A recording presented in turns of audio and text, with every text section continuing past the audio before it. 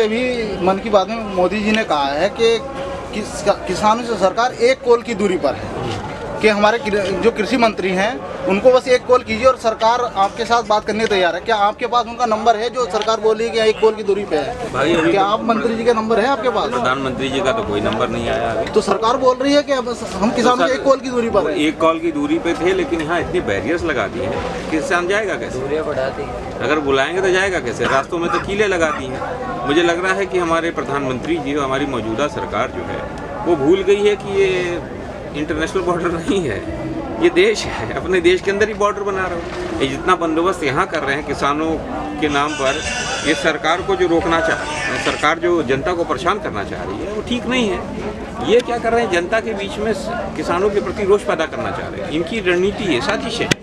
मैं सरकार से कहना चाहता हूँ ये अंतर्राष्ट्रीय बॉर्डर नहीं है। अगर इतना ही बंदोबस्त, इतनी ही कीलें, इतने ही तार फेंसिंग जो आप कर रहे हो और इतने फोर्सेज आप अगर LAC पे लगा देते, पाकिस्तान की तरफ LOC पे लगा देते और LAC पे चाइना के तरफ लगा देते, तो ना कोई चाइना का सैनिक अंदर आता गलवान घाटी में, ना अरुणाचल प्रदेश में कोई गाँव बसता चाइना का, ना कोई आतंकवादी पाकिस्तान से यहाँ आता। तो सरकार बहुत खराब काम कर रही है। दूसरी चीज़, मैं 28 ये सारे साथी हैं, हमने ये देखा बेहद रूप है, बहुत ही खराब रूप सरकार का, कि दो कॉर्पोरेट के लिए, अंबानी अडानी के लिए वो पूरी फोर्स लगा दी है किसानों को मारने के लिए। जिन किसानों ने वोट किया, जिन किसानों ने, ये सारे किसान भाई, ये नौजवान साथी, इन्होंने वोट किया और आप उनको मारने पर तुल रहे हो। दो अंबानी अडानी के लिए कितना पैसा दे दिया भाई अंबानी अडानी। अंबानी अडानी की जो संपत्ति है, जो फैक्ट्रीज हैं, जो कंपनियां हैं, वो इन्हीं साथियों के, इन्हीं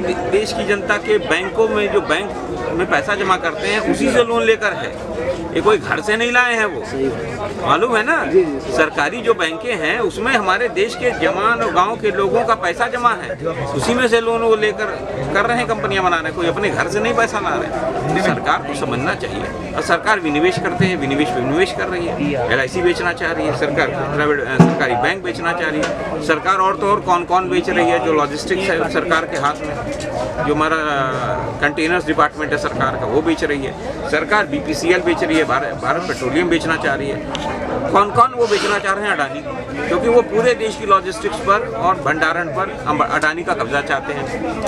BPCL बेचना, भारत पेट्रोलियम जो 25,000 करोड़ का डिविडेंड ऑलरेडी प्रॉफिट के ऊपर डिविडेंड दे रहा है सरकार को, उसको वो बेचना चाह रहे हैं अंबानी को। ये चीज़ें नहीं चलेगी। और दूसरी तरफ लॉकडाउन के नाम पर उन्होंने हमारे नौजवान साथियों को, जो कॉर्पोरेट कंपनियों में काम कर रहे हैं, प्राइवेट, उनकी सैलरी जो है 40% कम हो गई, ऊपर से महंगाई बढ़ गई। राम जी के तो भारत में 93 से लेकर 100 रुपया पेट्रोल है, और सीता जी के नेपाल में 53 रुपया है, और लंका के रावण के में 51 रुपया है। ये मैं नहीं कह रहा हूँ, ये तो उनके सुब्रमण्य स्वामी जी भी कह रहे हैं। और तेल, सबसे बड़ी चीज़ ये है कि तेल जो है वो भारत से नेपाल जाता है, भारत से श्रीलंका जाता है। भाई क्या करना चाहते हैं, किसको फायदा पहुंचा रहे हैं आप? कॉर्पोरेट को फायदे के लिए देश की जनता को मूर्ख बनाना बंद करो। हमारा मुद्दा यही है कि 3 काले कानून वापस करो, MSP पे गारंटी कानून। और दूसरा, जो पत्रकार आप लोगों को जो परेशान करने के लिए जो कानूनी शिकंजा कस रहे हैं, ये बहुत गलत कर रहे हैं। निष्पक्ष पत्रकारिता जो नौजवान साथी कर रहे हैं, इनको तो अप्रिशिएट करना चाहिए। लोकतंत्र में अगर आवाज़ उठाना भी अगर गुनाह है, तो यानी लोकतंत्र को आप कहाँ ले जा रहे हैं? यानी अघोषित इमरजेंसी की तरफ देश को ले जाएंगे आप? ये क्या कर रहे हैं आप? तो निष्पक्ष आवाज़ों को दबाने की कोशिश सरकार करना बंद करे। जो केसेस लिए हैं किसानों के ऊपर, जो केसेस इन्होंने किए हैं पत्रकारों के ऊपर, से तुरंत वापस ले सरकार। और इस तरह सरकार नहीं चला सकती, सर्वानुमति से सरकार चलती है लोकतंत्र। मतलब हम लोग इतना ही कहना है। सर जैसे इस बार अभी बजट पेश हुआ है और उसमें इन्होंने रखा है कि जो कच्चा माल जैसे आता है, एक्सपोर्ट इंपोर्ट जो होता है, उसमें इन्होंने कस्टम ड्यूटी बढ़ा दी गई है। उससे हमारे जो देश में व्यापार होगा या जो महंगाई आएगी, उस पर आप क्या कहना है? देखिए, इन्होंने सबसे बड़ा काम ये किया है कि किसानों के नाम पर इनसेस लगा दिया है पेट्रोल और डीजल पर। पेट्रोल डीजल का दाम बढ़ा रहे हैं। वो जनता के बीच में मैसेज ये देना चाहते हैं कि किसानों के कारण जो है, किसानों के कारण ये महंगाई बढ़ रही है। ये तो पहला गंदा काम कर रहे हैं। और ये जो आप बता रहे हैं इम्पोर्ट ड्यूटीज़ बढ़ा दिए, ड्यूटीज़ बढ़ा दे रहे हैं, ये क्या कर रहे हैं कि इनका देखो, इनको जो है कुछ ही कॉर्पोरेट्स के हाथों में देश की सारी संपदा को दे रहा है।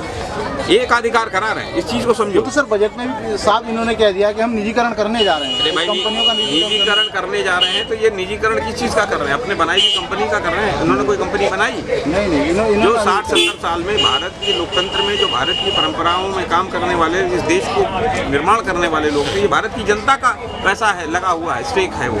चाहे भारत पेट्रोलियम हो, चाहे कॉनकॉर हो, चाहे एयर इंडिया हो, चाहे वो रेलवे हो, चाहे वो एयरपोर्ट हो, ये इस पे किसका एक अधिकार है? इस पर भारत की जनता का अधिकार है। आप भारत की जनता का अधिकार आप कैसे अंबानी अडानी को बेच सकते हो भाई? कैसे आप बेच सकते हो? ये बहुत गलत काम कर रहे हैं। इससे क्या होगा, इनके खिलाफ बहुत बड़ा असंतोष फैल रहा है। जिस तरह कीड़े लगा दिए हैं, इंटरनेट बंद कर दिया है, आप आवाज़ को दबाने की कोशिश करोगे तो इस देश के अंदर आवाज़ दबती नहीं है।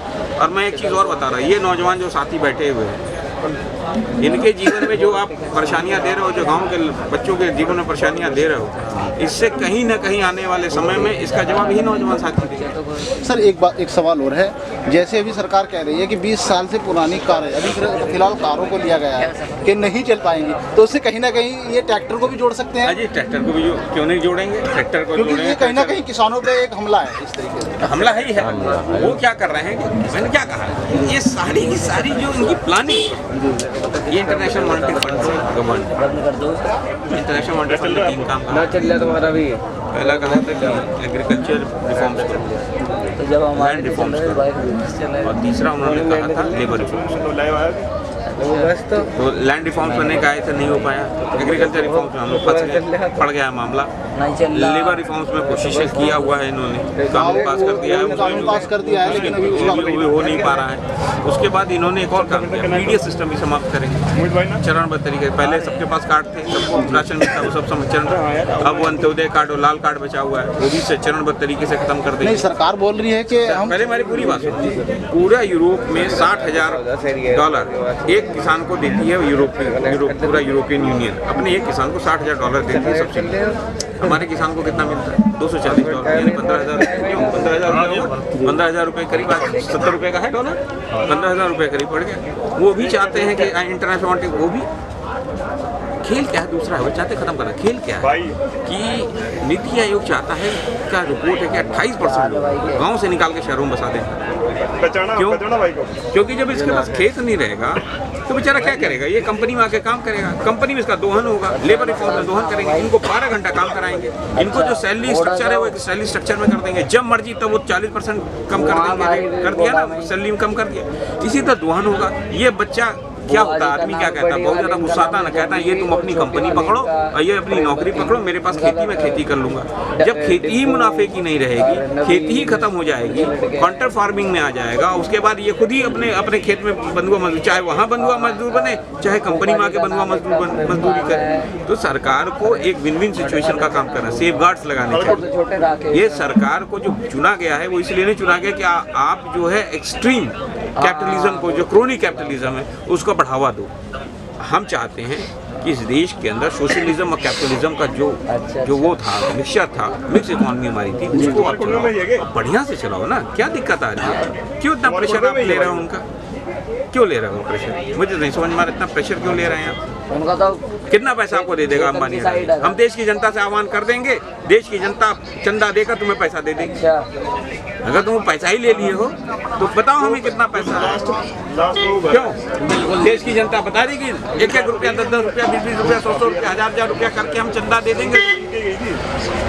निकल जाओ इन फंडों से, देश की जनता का काम करो, इसलिए वहाँ बैठे हो। अगर आप वो नहीं कर रहे हो और आने वाला समय मैं की बताते हैं, जब गाँव साजिशें करते हैं रोज किसानों के, भारतीय जनता पार्टी के लोग आकर यहाँ पे गालियाँ देते हैं, वहाँ के विधायक आके मारते हैं किसानों को, जब पत्थर चलाते हैं, रेट बढ़ेंगे तो बहुत ही गंदा काम कर रहे हैं। ये किसान का अपमान कर रहे हैं, तो भारतीय लोग का भी अपमान कर रहे हैं। ये चीज़ समझ में बर्दाश्त। सर जैसे अभी बॉर्डर पे कीलें लगा दी गई हैं और बैरिकेडिंग इतनी हाई कर दी गई, सिक्योरिटी बढ़ा दी गई है, तो गांव का किसान जो यहाँ दिल्ली आना चाहता था, प्रोटेस्ट में आना चाहता था, वो नहीं आ पा रहा है। बात हो रहा है नहीं सर, आ नहीं पा, बैरिकेडिंग इतनी हाई कर दी गई और पंचायतें हो रही हैं। मेरे दोस्त, पंचायतें हो रही हैं, इस जगह पे आने से, शांतिपूर्ण जगह पे बैठने से, यहाँ आने इस देश की कोई भी हुकूमत रोक नहीं सकती। ये किसान हवा है और बाढ़ है और धूप सबसे लड़ता है। हमारे जीन्स में ना जो हमारा ये ब्लड के अंदर डीएनए है, जी आज हम ये पहन रहे हैं, हमारे पुरखे जो है ना वो उतने कपड़े भी नहीं पहन पाते थे। हाँ जी बिल्कुल। और हम लोग डीएनए हम लोग के अंदर लड़ाकू वाला है। तो जब किसानों को दबाया जाता है तो किसान उठ खड़ा होता है और संघर्ष के खिलाफ लड़ता है और अपनी विजय प्राप्त करता है। पुरखों ने और हमारे बुजुर्गों ने भी लड़ाई लड़ी है और वो जीते भी हैं। जैसे अंग्रेजी हुकूमत से हम जीते थे, वही लड़ाई है और आज उसमें और आज में कोई अंतर नहीं है। और जब दिल्ली ने अपने आप को बहुत बड़ा अहंकार अंदर आया है, तो इन्हीं किसानों ने आकर उनके अहंकार को तोड़ा है। ये बात मैं बताना चाहूँगा।